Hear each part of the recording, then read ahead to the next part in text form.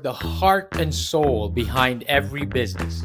Stories. Welcome to Business Story of the Week, hosted by me, Joshua Laurie. From setbacks to comebacks, from tragedies to triumphs, we inspire entrepreneurs through conversations that matter. Witness the magic that turns dreams into reality. Whether it's your career, business, or life, your success is always one story away. This is Business Story of the Week. Hey, this is Genius, and you are tuning in to Business Story of the Week.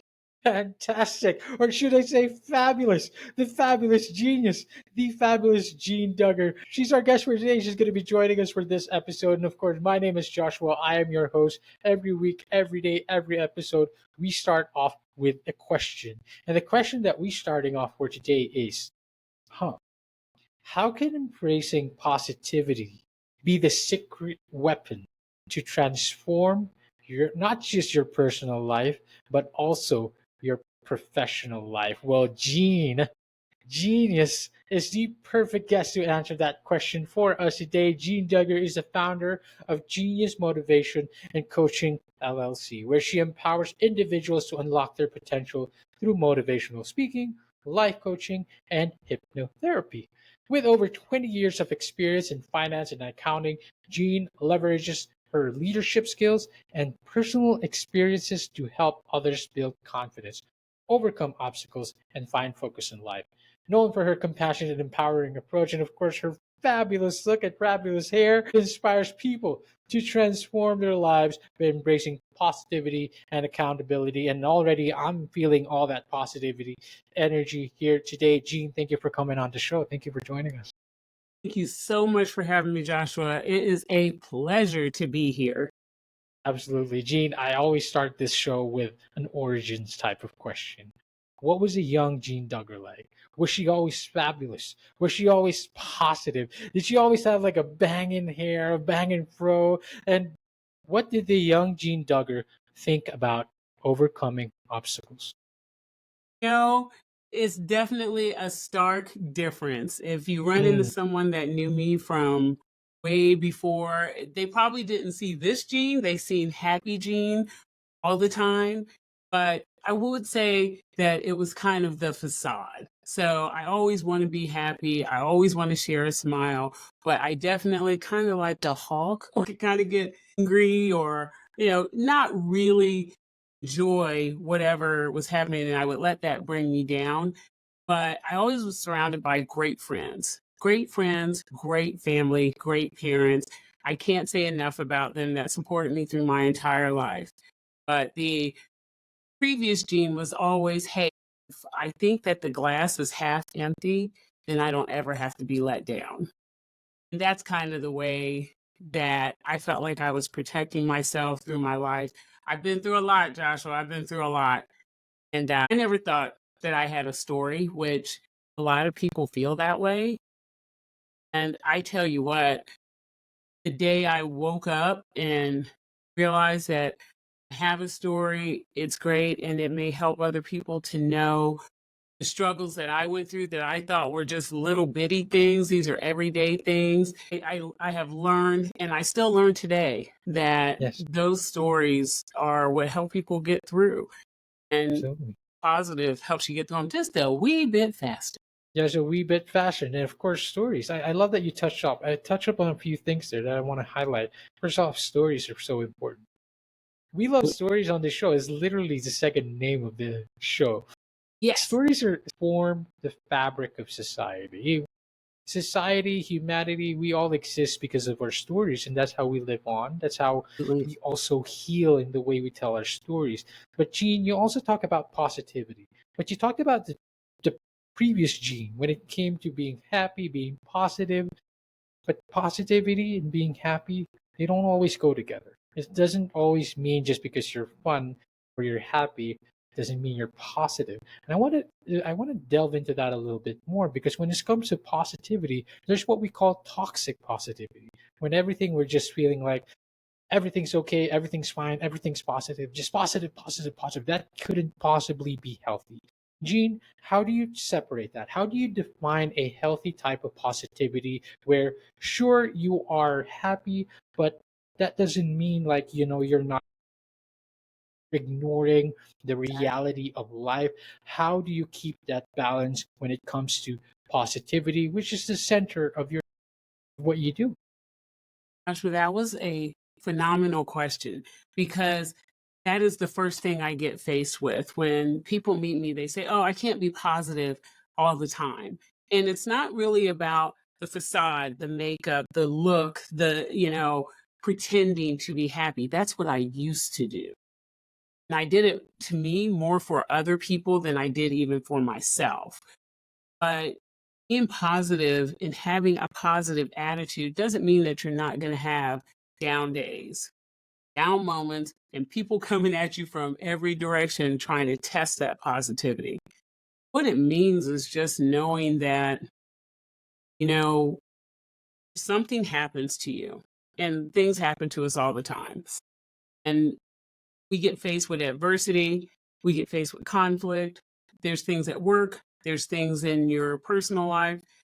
There's just a lot that goes on. When I get up in the morning, I face every day with as much gratitude as I can, as much gratitude as I can put out. I just say thank you for all of the little things because we tend to say thank you for houses and cars and things like that. But I Yeah. just get really thankful in the morning for the breath that I have to get through. That's where I'm at. I live in today. And then I start thinking, okay, these are the things that I have that someone may not have today, that someone may be struggling with. And if I say thank you for that, it brings this wellness into my soul of just being thankful. And that's where that positive moment comes. So when I get into dealing with my absolute day where I'm going off, because though I'm a business owner, I'm also still an employee of another great company. And there are things that go on in my day to day. And those things that happen, I have to deal with. And every single thing that comes to me, start thinking who and what is it worth for me to be set in this moment? How much time can I spend on my mental health if I'm down and upset versus looking for the response, looking for the solution, knowing that I can work through it if I just take one little step. It doesn't have to be a big step. We tend to think, you see the big hair and the big Uh, stuff around. I uh-huh. really think small. I love that. I think small because that just gives me those bite-sized nuggets. You hear everybody say that. Those bite-sized nuggets that I can take in, figure it out, see how I'm going to work it. And then I'm thankful because I get an opportunity to work on whatever that problem is. And so when someone comes at me and says, oh, yesterday's Wednesday, so it was hump day. You're coming out of Wednesday into Thursday. I'm in Thursday, but it's hump day. And so you hear people say happy hump day, but are they really happy? Right, It's like precisely. we got to think about what that is. It is the chance, the opportunity to work on something else. Every job that we have is to resolve something. That's what a job is, right? We're resolving something. We're creating happiness or we're taking care of somebody that's ill or we're putting something together. It's a resolution. So be thankful for your resolution. Be thankful for whatever gift, the universe is giving you to work out. So be thankful for that problem because you get to work on the resolution today. So I that's what love keeps that. me positive. I love that. I love that. Gratitude equals positivity because at the end of the day, how do we see the good things if we're not grateful for what we have? How can we stay positive of the future if we can stay grateful for what we have now? I love that. And of course, you talk about the little bits, like the little bits, breaking down it smaller things. That's what it is really, right? We're breaking down life into smaller bits that we can figure out, that we can, that we can overcome. And what my mentor always tells me, and I try to remember this a lot, is that don't get bummed out that you got problems. You kind of also said this. You don't get bummed out that you said you got problems. Be grateful that you get to have them and you get to have an opportunity to overcome them. What my mentor tells me is that say I get to. don't say I have to, right? So I say that I don't have, like, don't say that, damn, I have to overcome this, hump day again, like I have to get through this day again. Say, get to do it. I get to Right. go through this day. I get to figure out this problem, and I get to grow from it. I get to learn from it, and I get to be grateful because, again, not a lot of people get that opportunity. And of course, Absolutely. it's one thing to, we're trying to get that. That's it's a practice. Gratitude is a muscle, right? That we're trying to flex every day. And of course, this is what you're teaching today, Gene, and this is what you do with your personal coaching. And I want to ask a little bit about your experience. Of course, you have a background in finance and personal coaching as well. You help individuals find focus and direction. Gene, how did you go about this? How do you go about starting this endeavor? And what was a pivotal moment where you said, like, hey, I think I can help people out. I think I have something in me. I have my stories. What was that pivotal moment for you where you say, I want to help people? Joshua, people actually pointed it out to me. So I can't take credit for me just finding this thing. Someone had to point it out to me. And that's where the story of genius started at. Yeah, I have a background in banking and finance and collections, but I have spent over 25 years in the medical community, which has really been my transformation. I could tell you the old Jean Duggar that you were asking about would have never saw herself in the medical community at all. And I am so thankful for it. It is my saving grace. I started out working for an awesome surgeon that actually came upon me because I was speaking with some of her patients and she asked me to come and work for her. And I went to work for her and two other doctors. They were just really great to me. And I told them, I said, hey, I have no other training. None. I've never been in this industry. I come from banking and finance. I don't know anything about this. I'll stick around here for a minute until something better comes. And they really took me in and taught me and really got me to learn. And then the next thing you know, I start traveling with them and speaking to their patients and educating their patients about the things that I knew, which is what brought me to them. Well, as time went on, I remember the doctor. The doctor was Allison Clary and David Bruce and Roxanne Gibson, and they're all awesome. And what happened was Dr. Clary had told me one day, she said, Jean, you connect with people in a different way. She said, I do what I do, and my training and my passion is one thing. She said, but what you do for our patients is really phenomenal. And I'm like, what are you talking about? I'm doing what I get paid for. And she said, no, you do a little bit more. And so I started staying at her side more. And one day we went to one of our big centers that's here called the Schuster Center. And she was being awarded this huge award. And the person that announced her had to give her background and just really do things that big shows do. And at the end of that show, she said, Jean, she goes, that could be you up there. And I started thinking about the degrees and all the different training that this person had. And she said, no. She said she did it for a check. She goes, you do that because you have a passion for it. She said, and you help people. And only thing I could think of was, I don't have the training for this. I don't have the degree for this. I don't have the schooling or the background that it takes.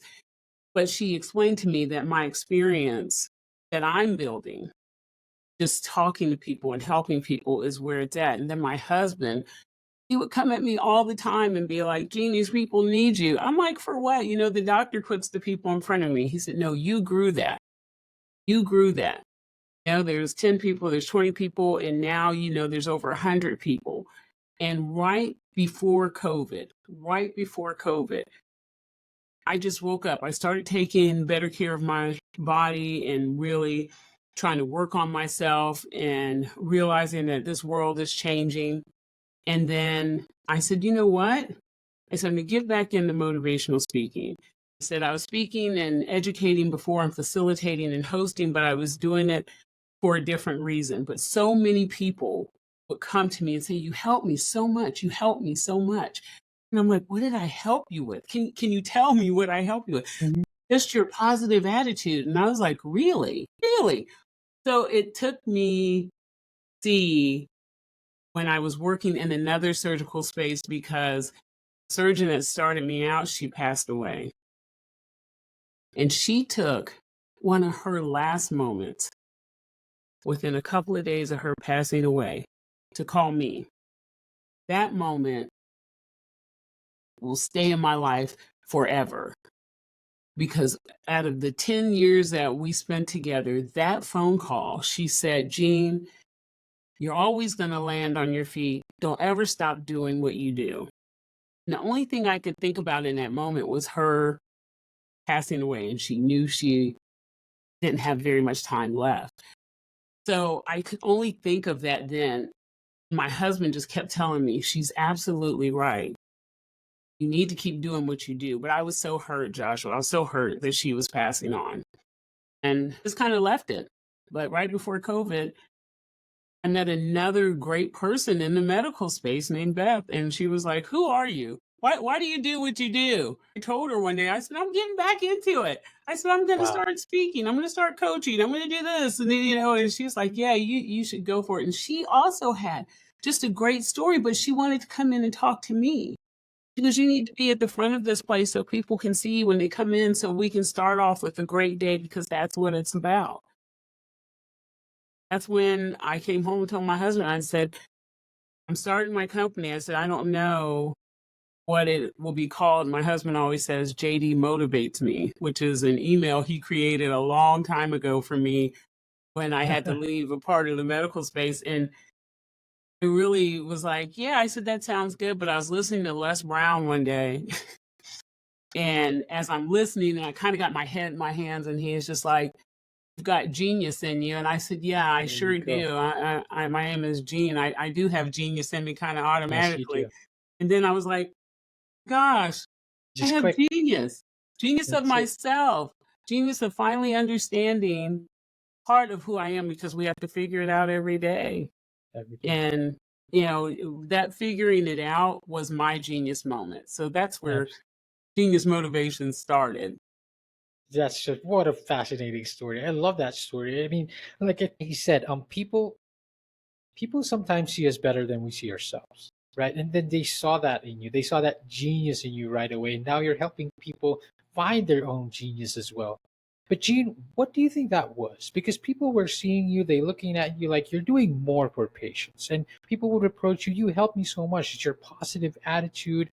But what do you think it was? What was that extra factor that you were always doing, that you were always putting forward? What was it that you think, or what was it that they say that they usually say that they see in you? What was that extra thing that you do where your genius shined the most?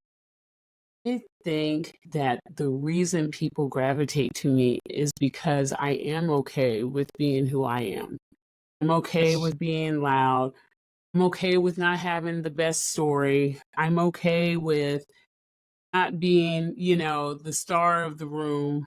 I'm okay with lifting you up. I love that, just making somebody else smile, definitely making somebody laugh. I had to learn to laugh at myself. I used to. So I was over 400 pounds at one point. I had weight loss surgery years ago, and it helped me because I had been through that wheel of, just failing. Yes.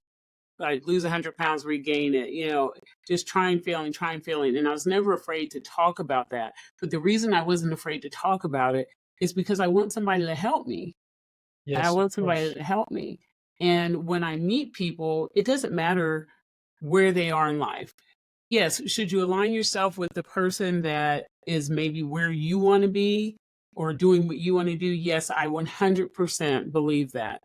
But I also believe that when you listen and you hear what somebody else has gone through, in your head, you can either figure out what you can do to help that person if they're asking for help. You can learn from that person. We can all learn from each other. And I think that that's why people come to me, because I don't say that my life has been great from the giddy up. I talk about how much I love my family and love my parents, and I've lost both of my parents almost at the same time. And I've lost 2 sisters, and I still have 4 fabulous sisters and, just great family around me, but we've had struggles. And those struggles have built us to who we are. And that's how it is for everyone. We see the face. I see Joshua, but there's such a big story behind him that I don't see until I talk to him. And I think that's why people come to me, because I want to know more about you. What makes you you? Yes. And Yes. some of the things that people see as I failed, or, I didn't get through that, or it was just really a trying time, I'm usually just sitting there like, what? Like, you made it through that? Because you're here telling me about it. And then they start to see, I am a warrior. I am a badass, and love that moment, because you almost feel the whole room turn. Because sometimes if there's not somebody there to tell you that your story makes you phenomenal, and there's millions and millions and millions and millions of stories out there, but embracing somebody's story may save them that day. It might change their life. So I always encourage people, listen. When we talk to each other, humans nowadays, especially since COVID, and we're all on electronics and things like that. And I think those things are great because, we have to learn, we have to change, we have to build, we have to grow, we have to innovate. I understand that. But listen, and that's really where it is. Too many times I see people come together, and it is my pet peeve, is people talking over top of each other. Stop for a minute. Listen. Hear what somebody has to say. I even encourage that in my leaders. I've managed directors. I've been a director. I've been a manager. I'm a practice manager currently of a awesome behavioral health, facility that's just phenomenal, that helps people every day. But when I go out as Genius and I speak to a crowd of CEOs and VPs and presidents and all of that, the first thing I tell them is you have to listen. You have to listen to your people, because they're the ones down in it, doing it every single day. And then be real with them. Let them know, you know what? You've fallen before, but you got back up. And that's going to build you great leaders, because you're going to allow them to see who you are. And I think when you allow people to see who you really are, that just makes them gravitate to you that much more. And I really think that's how it's been built for me. It takes heart. It takes a lot of heart. It takes something else to just listen to people. And I think not everyone has that skill, but it can be learned. Everyone can learn that. I feel like it's something that we need to practice. It's something that we need to put a little bit more attention into. It's the best way to connect. It's the best way to learn about people, basically, to make them feel heard. Everyone wants to feel heard. Everyone wants to feel like they're valued, they're seen, and allowing yourself to be who you are in the presence of that person, of those people, of that individual, allows them to be themselves as well. But that's just the first step. And what you're telling me, Gene, also is to uncover their genius. Showing your genius allows them to uncover their genius. But for you to even go deeper than that, you have to listen. We have to listen. What is their genius? What is your story? What makes you who you are? I love this. I love it, Gene. It all resonates with me. It all resonates with our audience and listeners. And of course, you came up with the name now. You zeroed into the new name, Genius Motivation Calm, to give our audience and listeners here a little bit of a sneak peek of what you do with Genius Motivation. You talk about leadership, you talk about hypnotherapy, you talk about personal coaching, personal growth. How do you help people shift from a reactive mindset to one of accountability? So I understand that these are one of your topics, one of the things that you talk about, a Genius Motivation. How do you motivate people to shift from that mindset, from being reactive to being accountable? That is an awesome question. So where you see me now, I'm actually at home in my Genius corner at home. So All right. my office is Genius Studios. This is just the Genius corner. Wow. And when I'm in the studio with my clients, so what I do is During the week, during the evening, mostly is when I see clients one-on-one. That's just me and my client digging through their life. And that part connects so well with me because they come in expecting to help someone make a change. And they usually kind of come in with the question of, understand I signed up for coaching, but what did I really sign up for? And usually that first visit is a lot of unboxing. Christmas morning, what's in the package? What's behind the wrapping paper?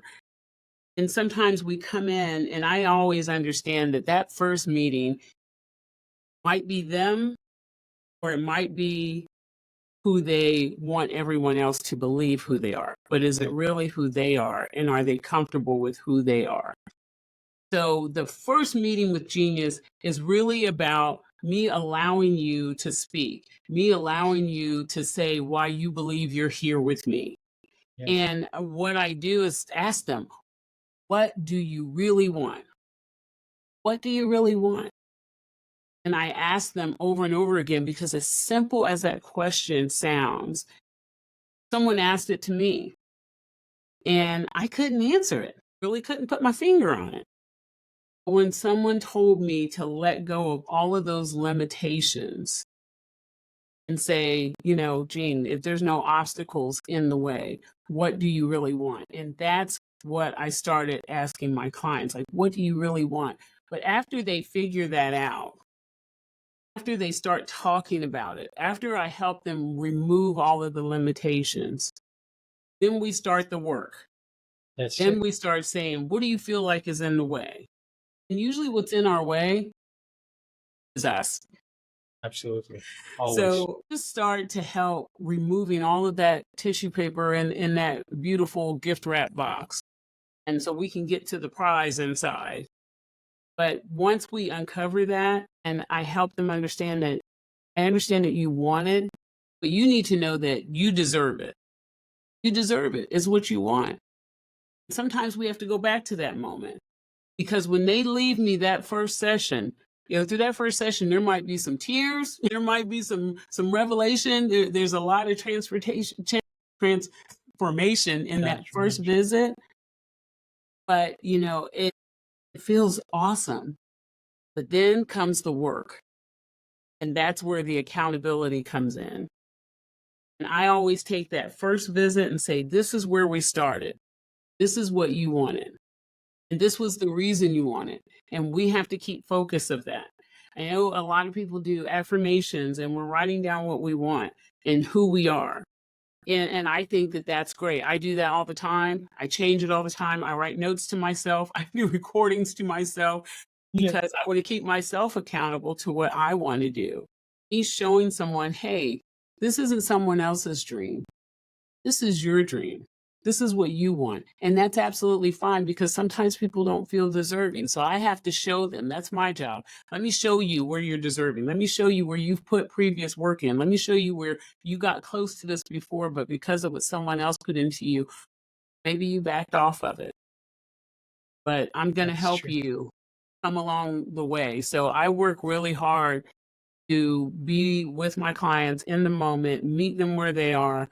But then when we get to doing that work and that doubt starts to set in, or the I can't do it today, or I'm not really sure, or the imposter syndrome, everything that comes up, including the kitchen sink, when all of that comes up, I take them back to moment one, where I show them, not only do you deserve and you want this, but we're going to get it.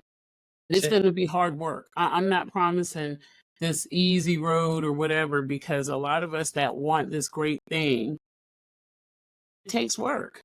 It takes work. So it's not going to be, the click and lock and boom, it's there. It's going to take work. But if it's what you really want and that passion is burning in you, then that's just going to be the fuel to get us there.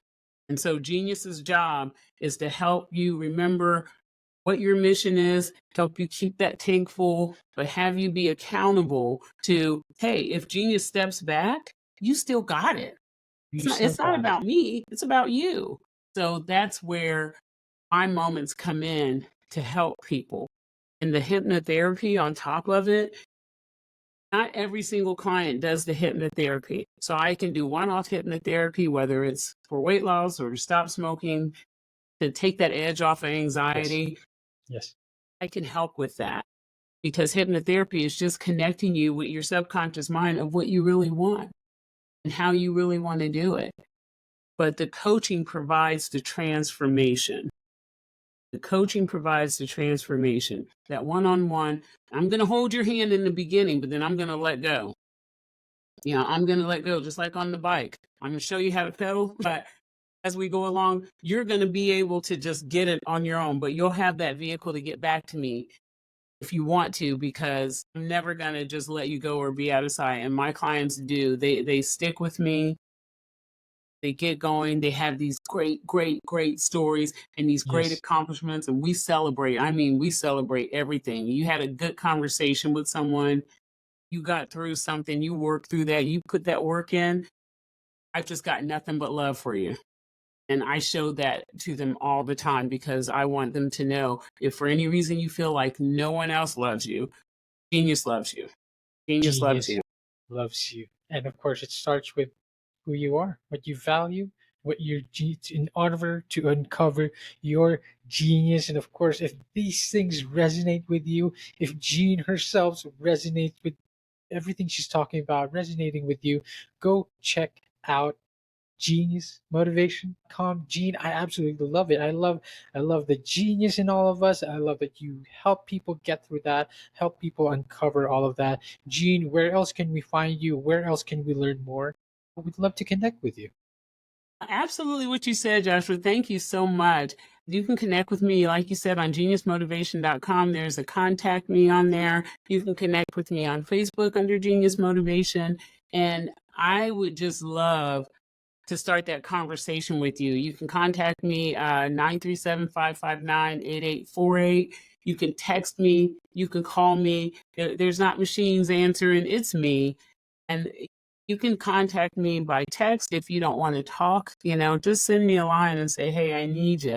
And I'm happy to help. You can fill out the form on my website, and it's the same thing. I'm going to love you and want to help you and want to get you through it. And even if you're a business and you have a whole group of people that need that path and need to understand about positive leadership, pulling your leaders together and creating a great workspace and great mental health in the workspace, you can reach me at geniusmotivation.com. Geniusmotivation.com is the website. Go check out Jean also in all those other socials that she is up on. Jean, I'm happy. I'm very honored that we got on here, that I met you, that you joined us in this episode and this show today. Jean, thank you so much for coming on the show. Thank you, Joshua. I love being here. I look forward to talking to you again. I appreciate you reaching out. And to all your listeners, thank you so much for having me in your home today.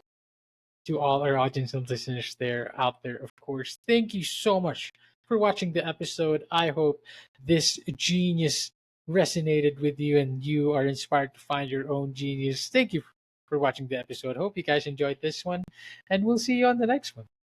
Bye bye. All right, so here's the thing. We try to get a little bit better every day, but we can't do it without you. So if you like the video, make sure to like and subscribe below. And if you have any comments, just leave them in the space under.